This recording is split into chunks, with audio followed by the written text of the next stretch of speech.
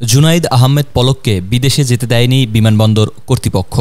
সাবেক ডাক, টেলিযোগাযোগ ও তথ্য প্রযুক্তি প্রতিমন্ত্রী জুনাইদ আহমেদ পলককে বিদেশে যেতে দেয়নি বিমানবন্দর কর্তৃপক্ষ।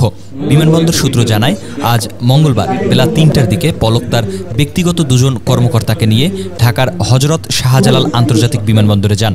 তবে তাকে বিমানে উঠতে না দিয়ে ইমিগ্রেশন হেফাজতে রাখা হয়। সূত্রটি আরও জানিয়েছে, পলকের দুই ব্যক্তিবর্গ কর্মকর্তা নেপালে যেতে চেয়েছিলেন, তাদেরও ফেরত পাঠানো হয়। ভিডিও স্টপ করেন না, ওর একটু ভিডিও নেব, ওর একটু ভিডিও নেব,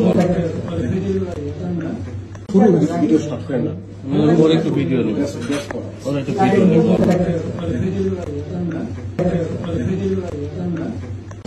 ভিডিও স্টপ করেন না, ওর একটু ভিডিও নেব, ওর একটু ভিডিও নেব,